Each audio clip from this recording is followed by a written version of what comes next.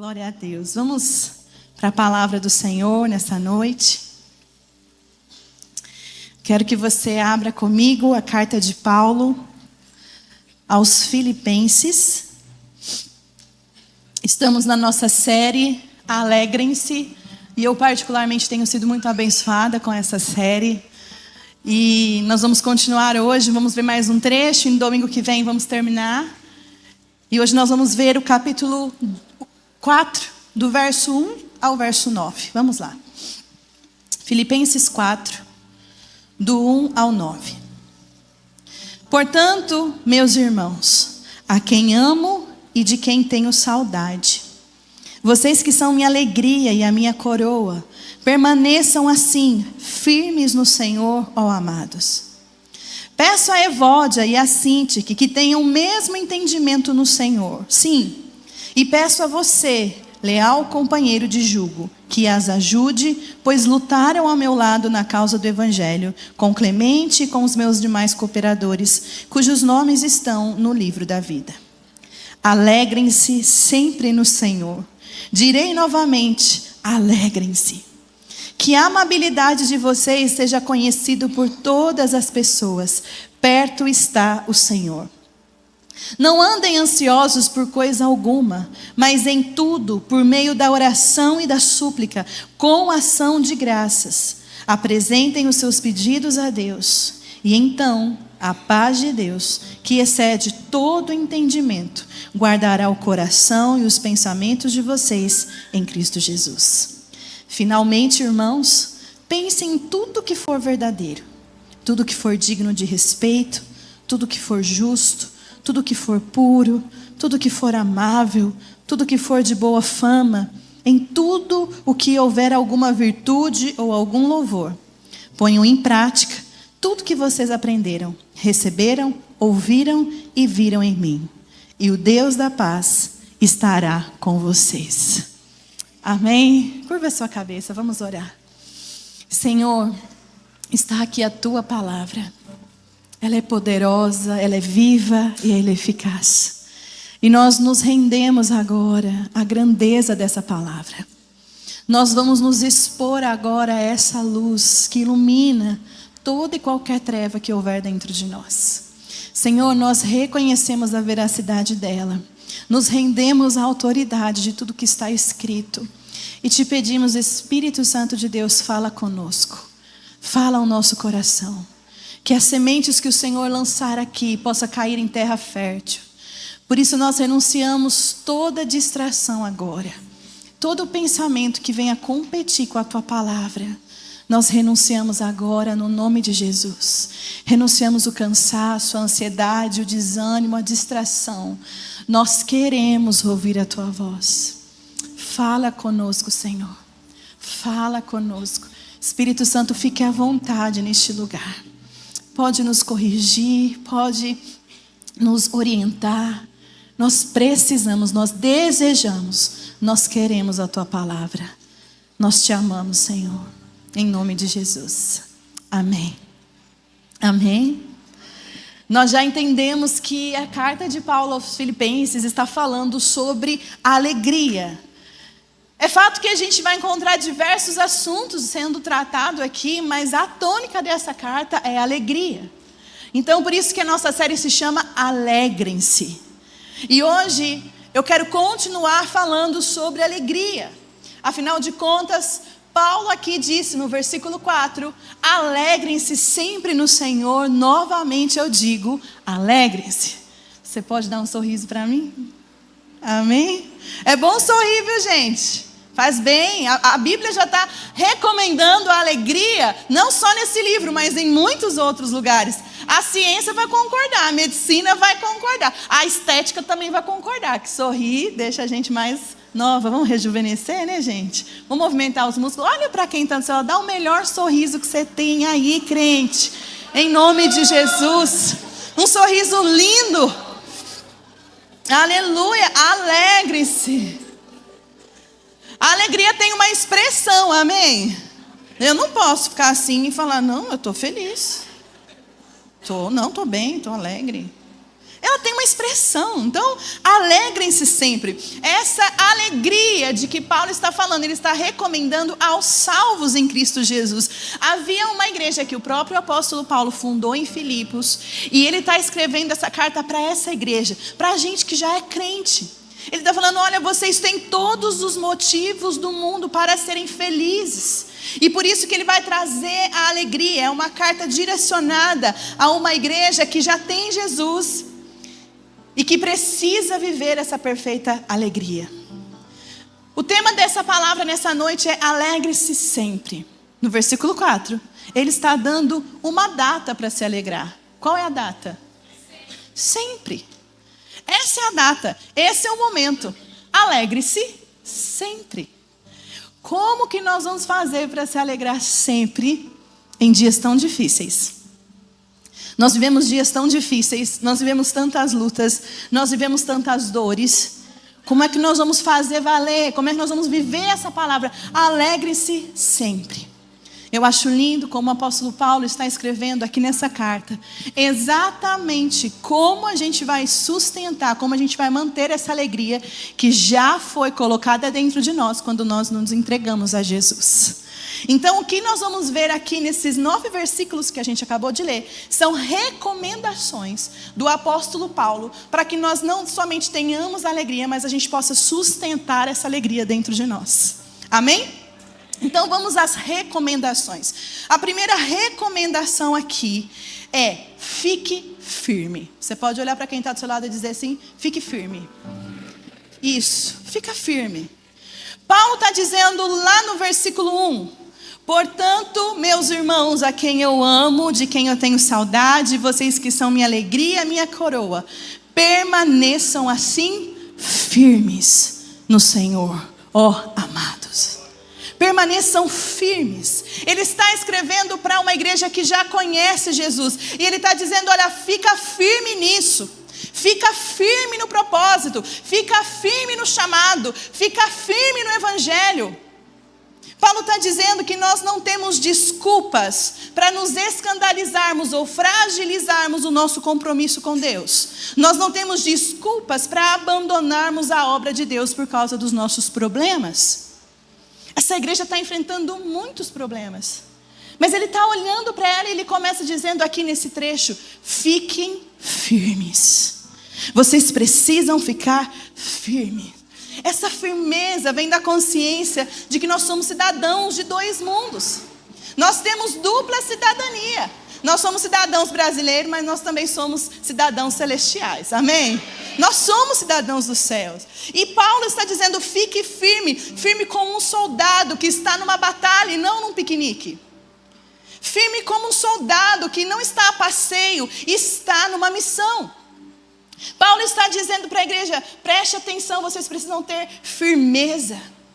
Nenhum dos problemas que vocês estão passando pode fragilizar a fé de vocês têm que continuar.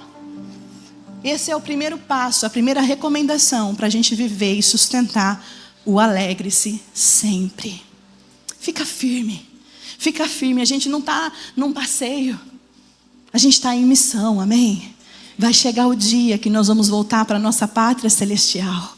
E enquanto nós estamos aqui, nós somos representantes, a gente fica firme, a gente não retrocede, a gente não desiste, porque a gente tem uma missão. Amém?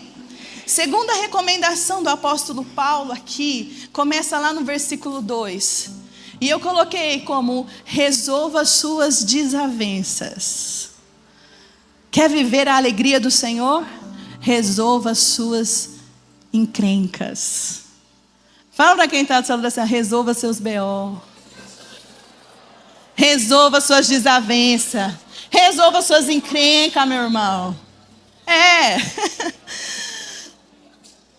Cara, o que isso tem a ver com felicidade, com alegria? Tudo. Porque alguém que está embaraçado em um monte de confusão, ele não consegue ser alegre sempre no Senhor. E sabe o que está acontecendo aqui? Um B.O. Olha o versículo 2 comigo. Versículo 2 de Filipenses 4. O que eu rogo a Evódia e também a Sintique, que vivam em harmonia no Senhor. Peço a Evódia e a Síntique que vivam em harmonia no Senhor. Versículo 3. Sim, e peço a você, leal companheiro de jugo, que as ajude, pois lutaram ao meu lado na causa do Evangelho com Clemente e com os meus demais cooperadores. Os seus nomes estão no livro da vida. Gente, aqui nessa igreja de Filipos tem líderes que são mulheres. Então, na verdade, a gente vai perceber bastante isso ao longo das Escrituras, que Deus levanta as lideranças femininas, amém? Amém. Nós somos uma igreja que acredita na liderança de mulheres. Mas o que está acontecendo aqui é que essas duas estão tretando. Alguma coisa está acontecendo aqui que não está sendo saudável para a igreja e chegou aos ouvidos de Paulo. Então, temos líderes que são mulheres aqui, e Paulo está resolvendo uma situação na igreja entre as duas. A gente não sabe exatamente o que era o problema. Paulo aqui não deixa claro para a gente não sabe o motivo. Não sei se elas tinham uma desavença familiar, se uma olhou torto para a outra, mas fato é que elas estavam servindo na mesma igreja, mas uma indo para cada lado. Tipo assim, quando o grupo da Evódia fazia uma programação, o grupo da Síntique não ia. Quando o grupo da Síntique fazia alguma coisa, o grupo da Evódia não apoiava. Então, tinha essa divisão entre a igreja. As duas eram líderes, as duas eram cristãs, as duas eram salvas. E Paulo está falando assim, olha, elas me ajudaram muito. Elas são bênção. Mas elas arrumaram uma confusão que precisa ser resolvida. E aí eu acho que foi engraçado esse momento, porque imagina você, 10 anos depois de que Paulo fundou essa igreja, ele está preso. Eles acham Paulo escreve uma carta, manda enviar para essa igreja. E aí os caras já começam a anunciar no Facebook, no Instagram, gente, sexta-feira vamos reunir todo mundo lá na igreja, porque Paulo escreveu uma carta e a gente vai ler todo mundo junto. Bora lá todo mundo, juntou todo mundo na igreja. Imagina só comigo. Chegou a Síntique, a família da Síntique, a Evódia, a família da Evódia, todo mundo sentou, bonitinho. E aí eles começam a ler o que Paulo escreveu, e aí eles começam a ler. Eu peço a Síntique e a Evódia que vivam em harmonia no Senhor. Eu imagino que se tivesse uma cadeira escorregando. Porque Paulo está falando de uma forma muito pública e aberta. Ele não expõe o quê? Mas ele está falando tipo assim, gente, quando ele fala eu rogo, ele está falando assim, ó, pelo amor de Deus, Síntique e Evódia, resolva o problema que vocês estão. Não dá para ficar do jeito que está. Talvez a gente pense assim, ele não podia ter escrito uma carta separado, né? Uma para a Evódia, uma para a Síntique, ali em off, escondidinho, sem passar micão. Aí você lê a carta e você... Provavelmente não, porque essa confusão das duas já estava num nível coletivo. Provavelmente isso que elas estavam fazendo já estava afetando a igreja. Então Paulo vai corrigi-las de forma coletiva. E nós não sabemos o motivo ou a razão, mas nós sabemos que a convivência na igreja não é fácil. É ou não é? Nossa, vocês estão com uma cara de que é? Eu vou dizer uma coisa, é fácil conviver na igreja se você só for um frequentador, aquele que vem, senta no domingo à noite, sai, vai embora, aí é fácil. Agora você começa a se envolver num ministério. Você começa a cumprir escala. Você começa, vai dando choque, vai dando uns atritos. O negócio vai ficando, um pouquinho mais denso. À medida que a gente se aproxima uns dos outros, a gente vai viver a vida cristã juntos, os desentendimentos, eles acontecem, gente. Isso é comum, começam a surgir. Isso acontece com pessoas que a gente ama até mesmo, gente que a gente já trabalhou junto. Paulo e Barnabé tiveram uma situação dos dois lá e foi um para cada um de um lado. Porque no mesmo lugar eles estavam discordando. Então a vida, o convívio com a igreja, ele não é uma coisa tão simples. E a gente está vendo o que está acontecendo aqui. Agora, imagine essa situação.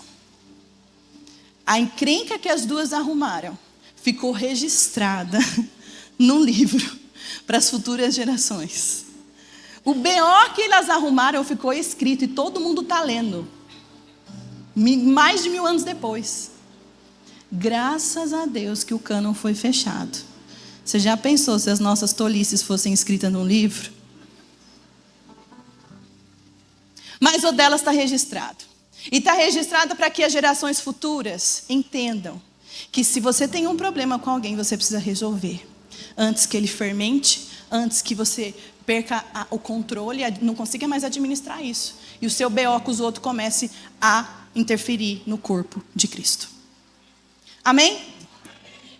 Então, Paulo está dizendo, essas duas irmãs são crentes de verdade, mas elas precisam ser corrigidas. Gente, a correção dentro da igreja é para o nosso próprio bem. É chato, é desconfortável e às vezes dá vergonha. Mas ela é para o nosso próprio bem.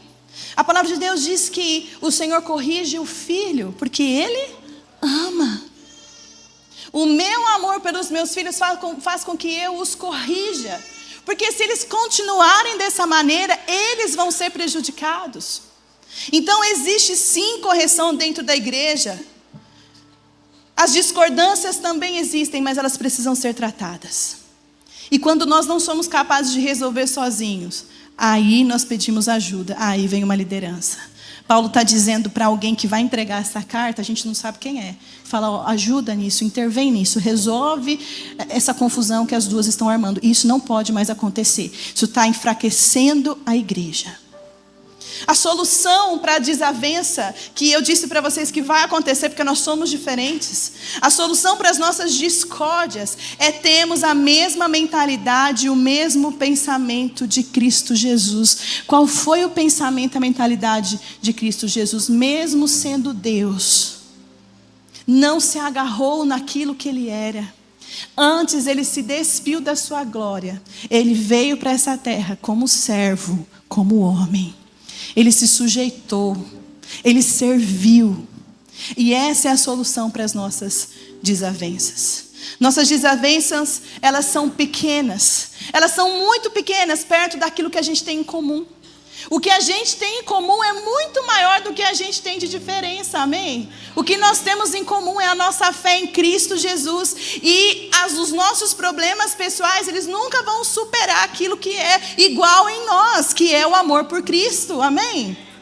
Então as desavenças acontecem, mas precisam ser resolvidas. Caso contrário, a gente não consegue viver a alegria sempre. A gente vai estar engasgado, a gente vai estar magoado, a gente não vai fluir do jeito que tem que fazer. Então, em nome de Jesus, resolva seus BO. Amém? Você pode dar um sorriso para mim agora?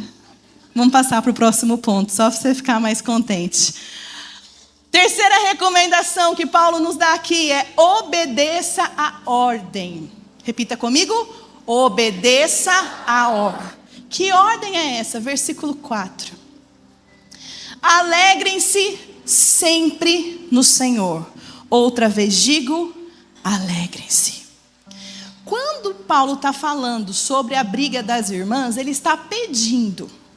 Olha, eu peço, pelo amor de Deus, eu imploro que essas duas resolvam o problema delas, que alguém interfira, que dá um jeito nessa situação. Mas quando ele vai falar da alegria, ele não pede. É imperativo. Ele diz, alegrem-se. Ele não sugere. Ele não fala assim, se for possível, quando você tiver afim, quando vocês resolverem tudo esses BO que vocês arrumou, vocês fiquem alegres. Não. Ele está dizendo de uma forma imperativa, alegre-se sempre no Senhor. E ele repete outra vez, eu digo, alegrem-se. A alegria é a marca do povo de Deus. Ela tem que ser. Gente, eu não consigo imaginar um Deus mal-humorado e rabugento. Talvez foi essa a imagem de Deus que nós criamos em nossa mente. Um Deus bem grandão, de cabelo branco, sentado no trono, muito irritado, muito bravo. Mas eu não consigo ver isso. Porque a gente gosta de rir, não gosta? A gente não gosta de uma alegria, a gente não gosta de sorrir. É tão bom você olhar para alguém e essa pessoa sorrir, você sempre vai sorrir de volta. Por quê? Nós somos feitos à imagem e semelhança de um Deus que é alegre. Deus não está rabugento no trono, gente. Ele não está estressado demais. Deus não está magoado no trono. Deus é feliz e completo em si mesmo, amém? Ele é tão alegre. Eu acho que se ele fosse mal-humorado, ele tinha feito um mundo bem cinza e preto. Sabe essa paleta assim, meio Nada contra a cor preta, eu gosto, do cinza também. Mas você já reparou o tanto de cores que existe na natureza? A diversidade de animais. Tem uns que são tão engraçados. Eu vejo um Deus feliz, você consegue ver? Eu vejo um Deus alegre. E essa alegria tem que ser a nossa marca.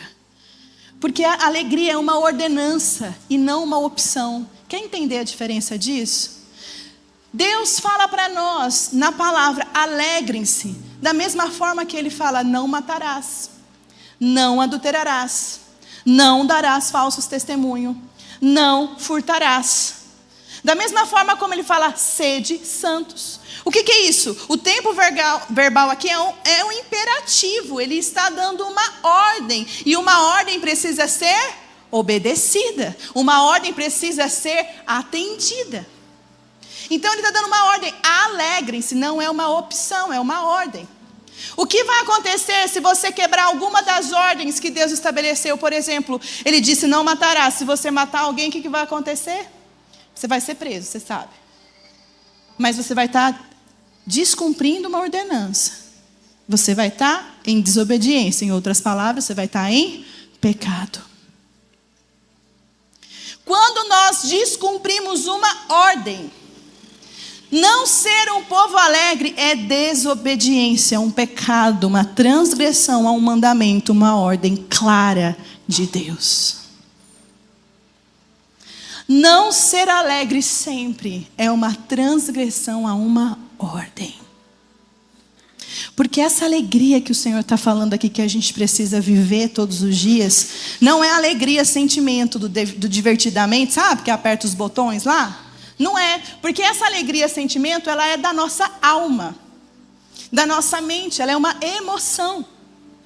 Quando o Senhor está falando que a gente pode se alegrar sempre, Ele está falando de uma alegria que é fruto do Espírito Santo em nós. Então não é uma alegria que é produto da minha alma, é uma alegria que é produto do meu espírito. E aquilo que eu encho meu espírito, eu derramo sobre a minha alma, eu derramo sobre o meu corpo. Então por isso que é possível se alegrar. E olha, como se Deus dissesse para nós nessa noite: vocês não têm motivos para andar zangado, mal-humorado e cabisbaixo, porque o maior problema que vocês tinham eu já resolvi na cruz.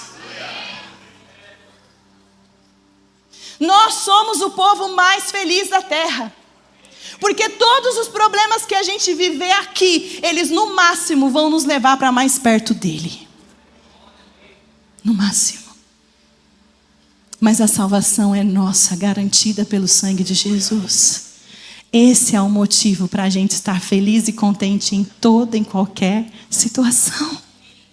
E é por isso que o Deus que impõe, Ele impõe porque Ele já colocou dentro de você condições para que você viva isso. Ele não vai te mandar fazer algo que Ele mesmo não tenha te capacitado a fazer. Se Ele disse alegre-se, é porque a alegria mora dentro de você. A alegria é uma pessoa, se chama Jesus Cristo. Amém? Nós somos o povo mais feliz da terra. E se não for assim, nós estamos quebrando uma ordem. A alegria que Paulo está dizendo aqui, ela é ultra circunstancial. Por isso que ela pode ser alegria sempre. Alegre-se sempre. Não existe, meus irmãos, um ser humano nessa terra que não passe por lutas. Só que a nossa alegria, ela é ultra circunstancial, o que significa que ela não é resultado do que nós estamos vivendo. A nossa alegria não é resultado, ela não tem um motivo passageiro. A nossa alegria não é resultado de emoções. Existe diferença entre estar alegre e ser alegre.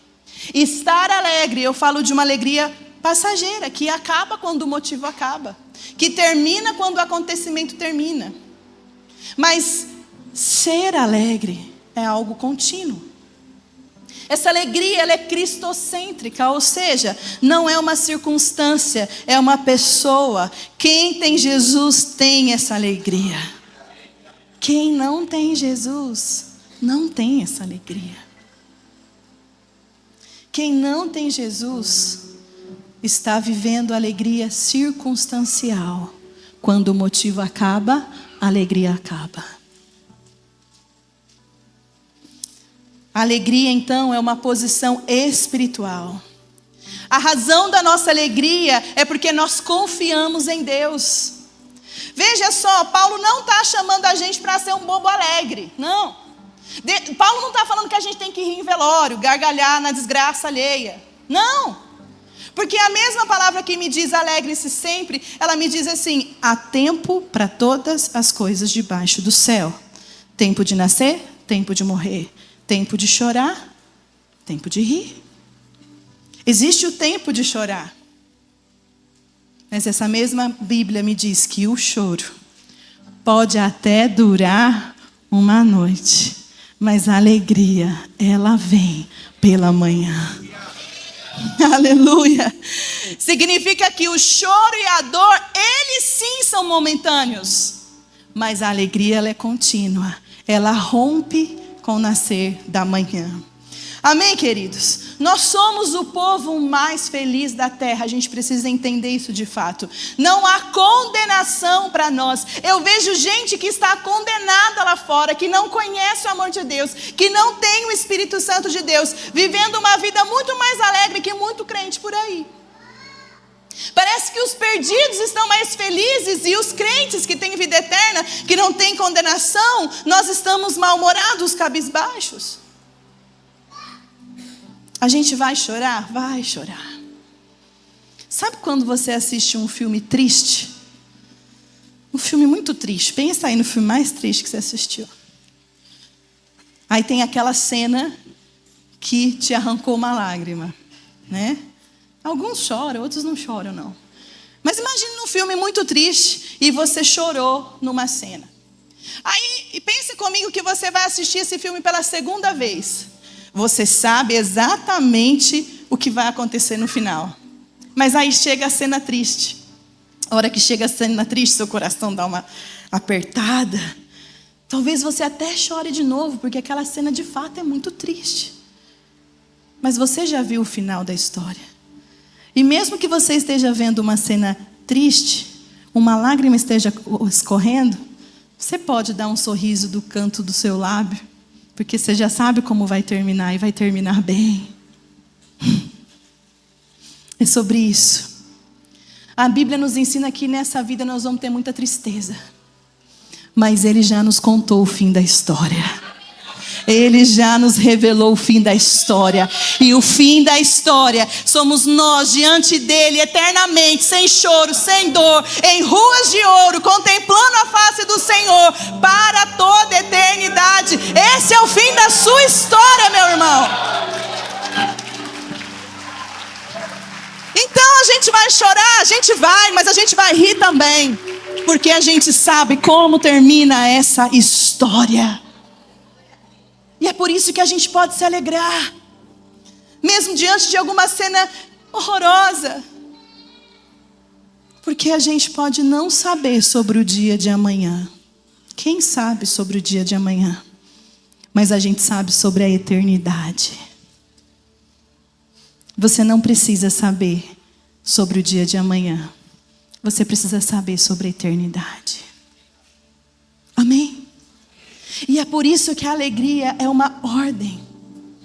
Eu não sei se o que eu estou tentando fazer vai dar certo. Eu não sei se o meu emprego eu vou ter ele por muito tempo. Eu não sei como vai terminar essa situação com a minha família. Eu não sei como vai acontecer, mas eu sei o final da história. Eu sei que o que me aguarda na eternidade é infinitamente superior a tudo que eu estou vivendo aqui. Eu sei mais sobre a eternidade do que sobre o dia de amanhã. E isso é suficiente para que eu viva alegre. Sempre. Amém? Quarta recomendação. Seja tratável. Fala para quem está do seu lado. Seja tratável. Está lá no versículo 5. Você quer ser alegre sempre? Seja alguém tratável. O versículo 5, Paulo diz assim, ó: seja a amabilidade de vocês conhecida por todos. Perto está o Senhor. Essa palavra amabilidade é uma palavra grega que Paulo usou, que ela não tem tradução nem no português nem no inglês. É muito difícil a gente chegar na raiz do que Paulo queria dizer, mas a gente pode chegar perto. Por exemplo, talvez a palavra razoável seja a tradução mais próxima para essa amabilidade que a gente está vendo aqui.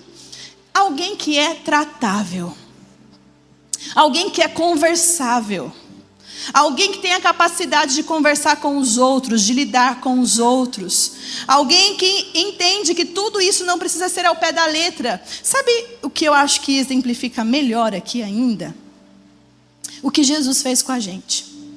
Porque essa palavra, ela poderia ser traduzida como justiça, mas é mais do que justiça. Será que a gente consegue uma palavra que é mais do que justiça?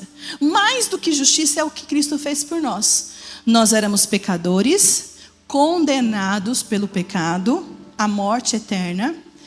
Havia uma lei que ditava as regras, mas Jesus veio cumprir a lei. Ele fez justiça porque ele fez mais do que era justo, porque eu não merecia salvação.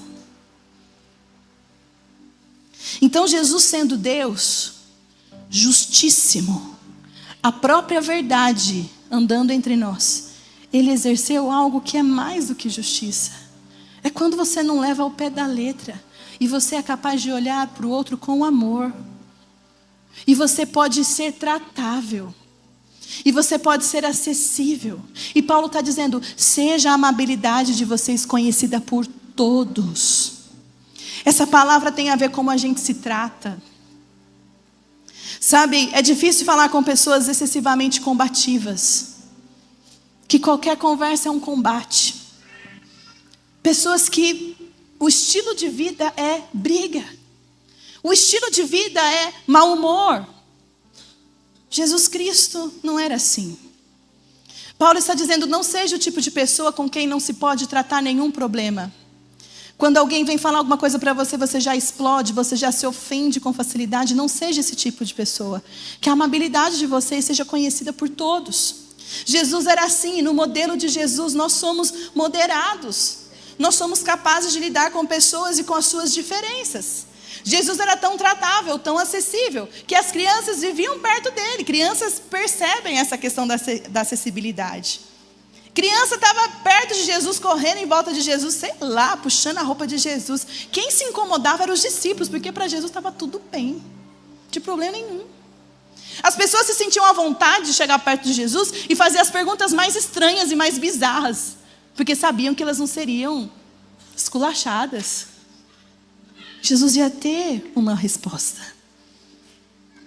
Isso é ser uma pessoa tratável. E Paulo acrescenta, seja tratável, porque o Senhor está perto. Então você quer se alegrar sempre? Seja essa pessoa tratável. Que não vai sair por aí carregando ofensas, achando que tudo é contra você e o mundo é uma conspiração contra você. Seja tratável.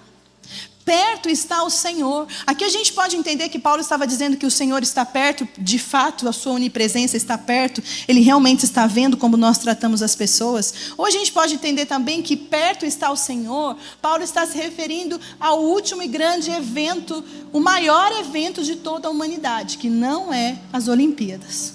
Ok? O maior evento da história não é as Olimpíadas, que aliás, está uma vergonha, né, aquilo. É só um retrato exposto numa vitrine de como está o coração da humanidade. Como a iniquidade. Gente, a gente está vendo assim, ó, na nossa frente.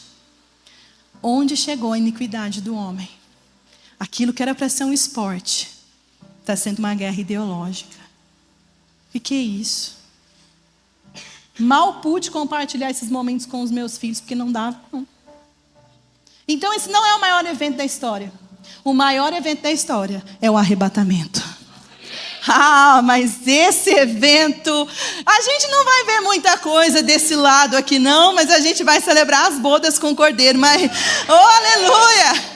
Quem ficar aqui vai se assustar com o tamanho, a proporção e o impacto desse evento. Paulo está dizendo isso, o Senhor está perto. Então preste atenção como é que você trata as pessoas por quem Ele morreu e comprou com seu próprio sangue. Seja tratável, seja ensinável, seja humilde, receba correção. Paulo está falando para essa igreja porque ele acabou de puxar a orelha das duas bonitas lá que estavam tretando. Seja tratável. Deixa a amabilidade de vocês parecerem diante das pessoas. Essa moderação que Paulo está falando tem a ver com o controle do nosso temperamento. Amém? Todos os temperamentos são controlados pelo Espírito Santo, precisam ser. Amém, sanguíneos? Amém, coléricos? Amém, melancólicos? Amém, fleumáticos? Todos os nossos temperamentos, eles são governados pelo Espírito Santo. Não adianta você sair por aí dando batata a todo mundo e falar assim, porque eu sou sanguínea mesmo. Você é nascido de novo. Amém? Tem a natureza e o caráter de Jesus dentro de você. Amém? Quinta recomendação. Troque a ansiedade pela paz. Vamos dizer juntos? Troque a ansiedade pela paz. Versículo 6 de Filipenses 4. Não andem ansiosos por coisa alguma, mas em tudo pela oração e súplicas e com ações de graças, apresentem os seus pedidos a Deus. E a paz de Deus, que excede todo entendimento, guardará os seus corações e as suas mentes em Cristo Jesus. Gente, a ansiedade está na moda, é ou não é? Principalmente agora que lançou o Divertidamente 2 e que aparece a descabelada da ansiedade lá. E está na moda e as crianças, eu sou ansiedade. Está amarrado em nome de Jesus. Não é ansiedade coisa nenhuma. Porque a Bíblia não encoraja a ansiedade. Eu sei que a ansiedade é um sentimento, eu sei que está na moda. Mas a Bíblia não encoraja a ansiedade como estilo de vida. Nós vemos registros bíblicos sobre a vida de Jesus. Jesus não andava ansioso por nada. Pelo contrário. Sabe por que Jesus não andava ansioso? Porque ele fazia o que Paulo está dizendo. Volta e meia você via Jesus indo para o monte. Amém, geração Guest? Vocês vão para o monte? Passem a noite lá em nome de Jesus. Vocês vão ver graveto acender em nome de Jesus. Em nome de Jesus. Jesus ia para o monte clamar. Jesus parava tudo que estava fazendo e orar. Jesus, ele constantemente levava diante de Deus Pai as suas súplicas. Ele orava, é por isso que ele não estava ansioso. Você não vê Jesus ansioso.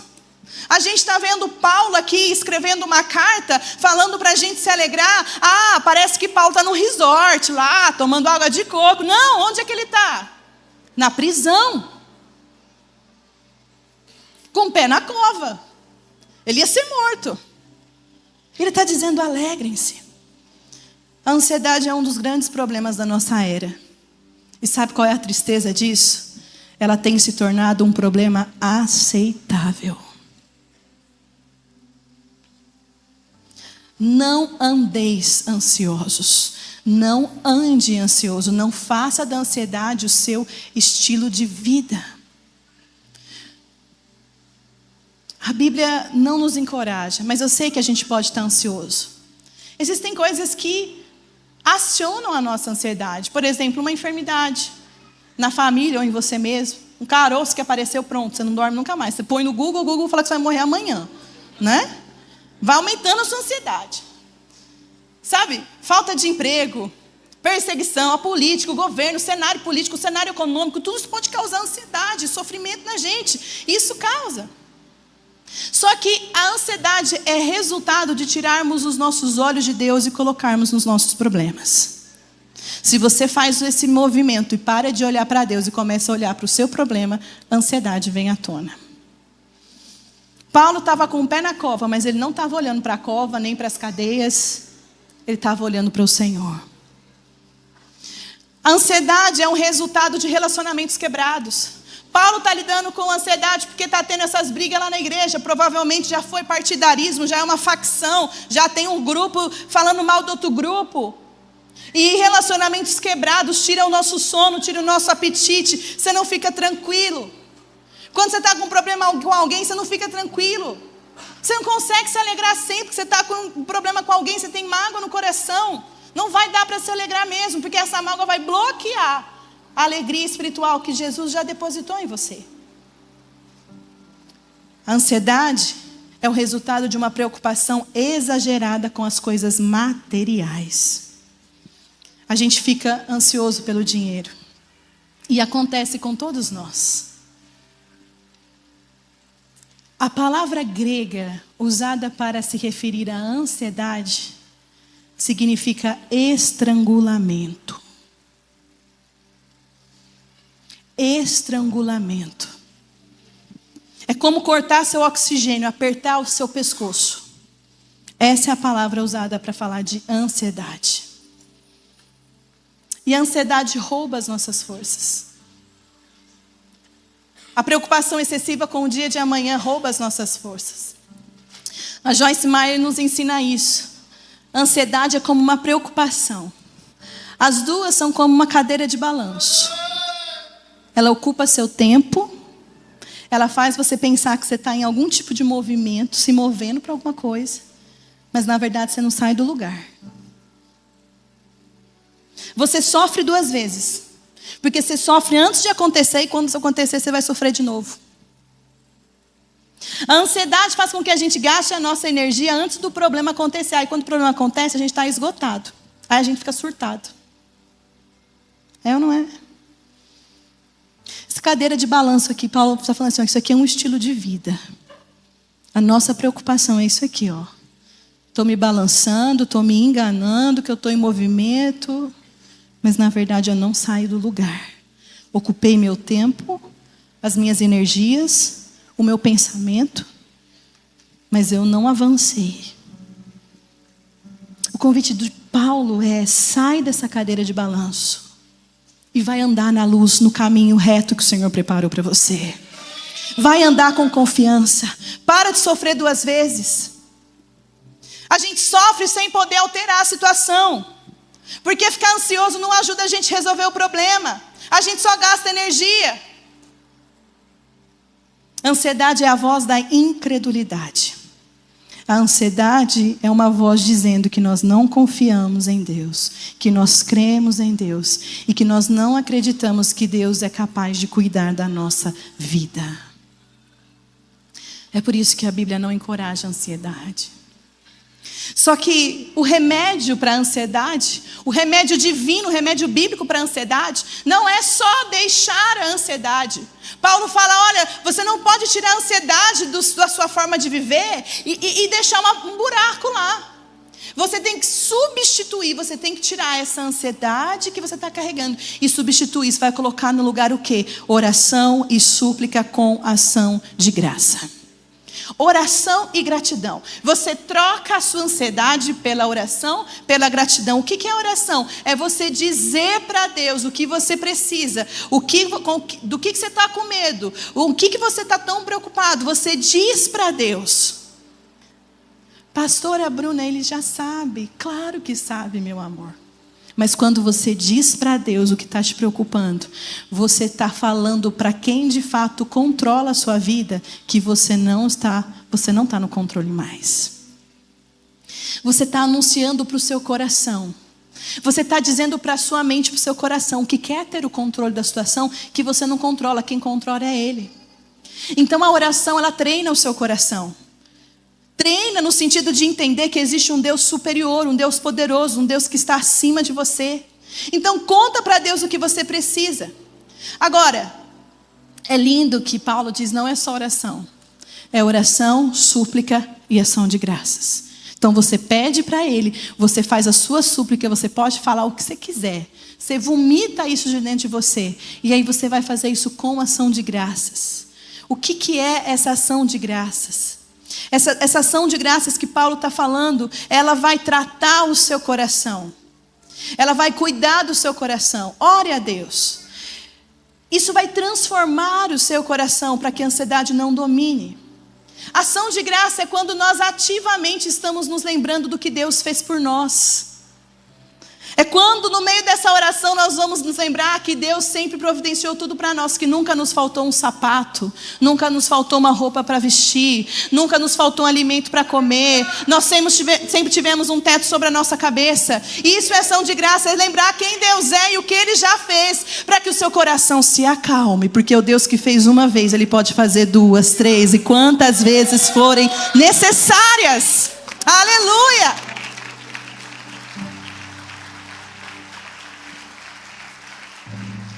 Lembra do que Deus já fez por você. Ele resolveu o maior problema da sua vida, que era o pecado. Ele já resolveu esse problema, lembra disso. Qualquer outro problema que você esteja enfrentando, no máximo te leva para perto dele. Então, ações de graça. Ação de graça, comece a agradecer. Você está passando por uma enfermidade? Comece a agradecer a Deus por todos os dias que você não estava enfermo. Você está num hospital, comece a agradecer a Deus pelos dias que você não passou num hospital. Comece a lembrar a sua mente. Quem é o seu Deus? Diga quem Ele é, verbaliza isso. Quando você diz, você lança a sua identidade no reino do Espírito, seus ouvidos ouvem, fé é gerada dentro de você.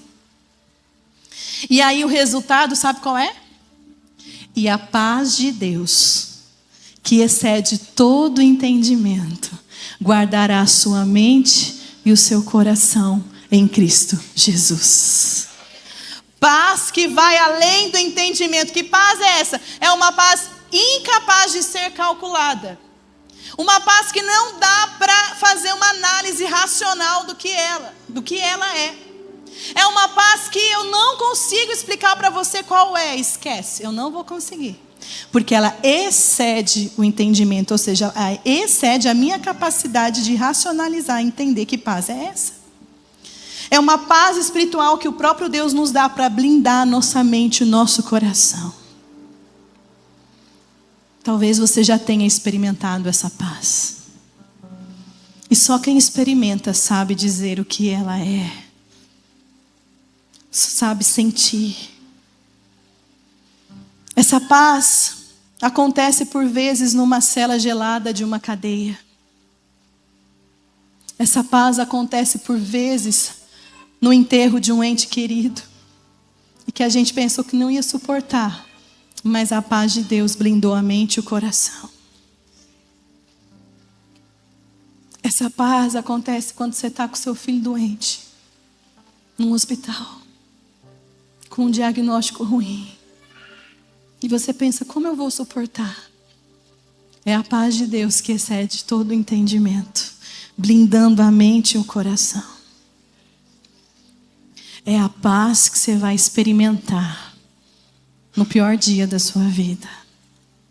Essa paz que Ele nos deixou, e Ele não nos deixou como o mundo dá. Mas essa paz de Deus que excede a lógica, ela só alcança a minha mente e o meu coração se eu deixo a ansiedade e substituo por oração e súplica e ação de graça. Do contrário, eu vou ser um crente ansioso sim.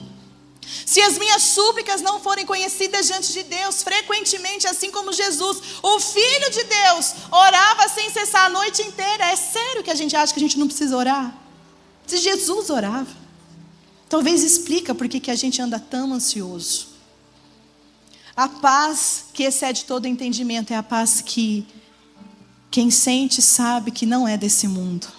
Sabe que é um cidadão do céu. Que isso aqui é passageiro, vai acabar.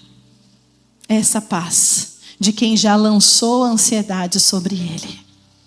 É essa paz que eu preciso, Jesus. Sexta e última recomendação. Pense no que você está pensando.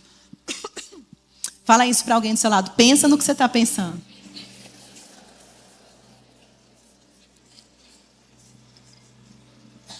É isso mesmo. Deu uma bugada aí na sua mente? Pensa no que você está pensando. Porque a gente tem a mania de deixar a nossa mente vagar, né? Vai criando cada história, cada situação. A gente vai dando corda para a nossa imaginação. Paulo está falando assim, ó, controla isso aí. Pensa no que você está pensando, versículo 8 de Filipenses 4, versículo 8. Quanto ao mais, irmãos, tudo que é verdadeiro, tudo que é honesto, tudo que é justo, tudo que é puro, tudo que é amável, tudo que é de boa fama, se há alguma virtude, se há algum louvor, nisso pensai. Paulo está falando do nosso campo de batalha, como já diz Joyce Meyer, a mente. Paulo está dizendo, vocês precisam encher a mente de vocês com tudo que é bom, tudo que é justo, tudo que é honesto, tudo que é puro. Por quê? Porque as suas batalhas começam na sua mente. É necessário você começar a pensar no que você anda pensando. Porque aquilo que você anda pensando, uma hora ou outra, vai desembocar em uma ação. Aquilo que você anda pensando, uma hora ou outra vai ser uma atitude. Uma hora ou outra vai ser uma palavra. Vai escapar da sua boca aquilo que você anda pensando. É por isso que Paulo nos leva para a raiz, para o sistema. É aqui. Aquilo que está passando na sua mente, aquilo que você está pensando, uma hora ou outra vai sair para fora. Pensa comigo. Imagina que seus pensamentos são como aviões no céu. A sua mente é um aeroporto movimentado. E os pensamentos são os aviões. Você é o controlador do tráfego aéreo desse aeroporto. Se você é o controlador desse tráfego aéreo, cabe a você decidir que pensamento vai pousar e que pensamento você vai mandar embora.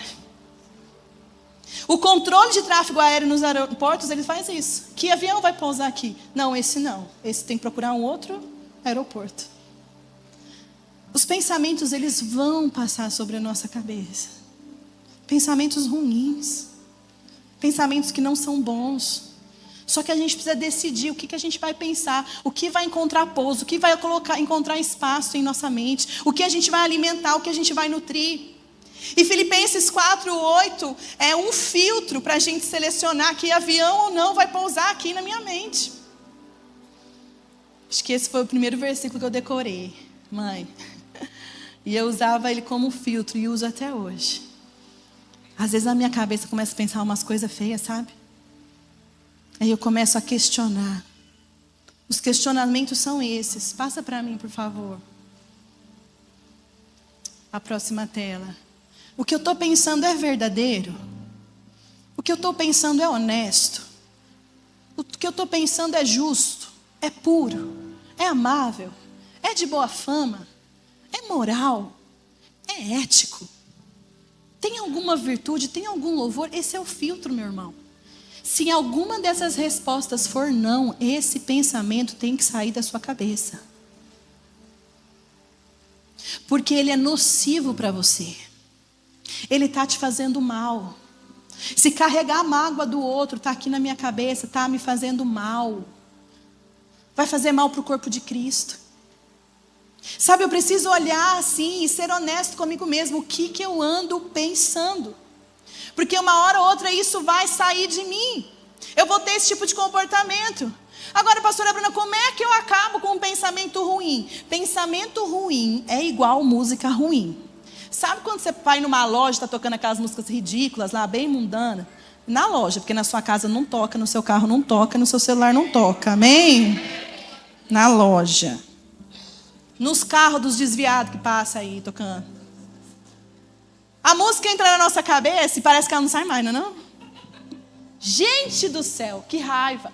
Quando você vê, você está cantando aquela música na sua cabeça. Aí você entra em desespero, eu sou assim. Aí diz, que música é essa na minha cabeça? Pelo amor de Deus. Mas parece que quando você tenta acabar com essa música, parece que aumenta o volume lá dentro. Ela começa a tocar mais alto ainda.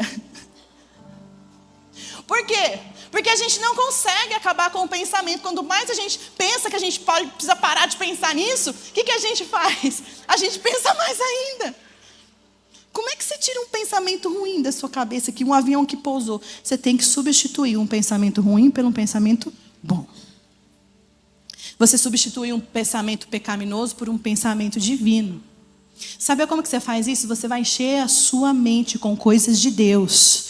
Por isso que Paulo vai falar em Romanos 12, renovem-se, transforme-se pela renovação do seu entendimento.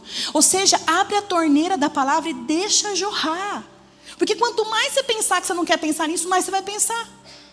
Então o que você precisa? Palavra de Deus. Essa palavra me resgatou. Essa palavra resgata os meus pensamentos. Eu passei 2 anos da minha vida, eu e meu marido, sentado numa sala de aula. Palavra, palavra, palavra, todos os dias, não é, amor? E até hoje é palavra, palavra, todos os dias. É isso que me liberta desses pensamentos ruins. Então pensa no que você está pensando. Quanto tempo do seu dia você passa pensando em Deus? Nas coisas de Deus. Sabe? Vai chegar o dia mau. Vai chegar um dia que alguém vai esbarrar em você. Vai chegar um dia que vão te apertar. E o que você vai derramar é aquilo que você está cheio. Porque a boca fala do que o coração está cheio.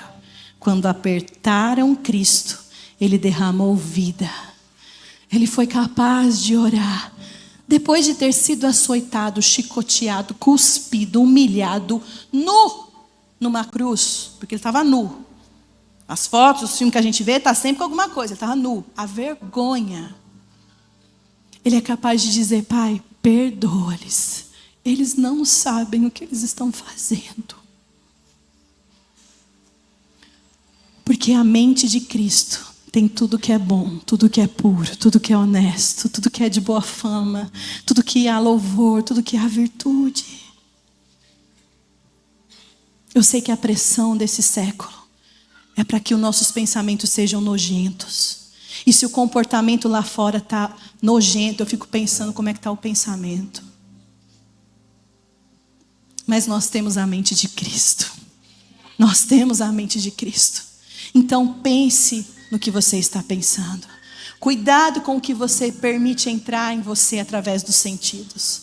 E no versículo 9, Paulo termina essa sessão dizendo: tudo o que vocês aprenderam, tudo que vocês receberam, ouviram e viram de mim, ponham em prática.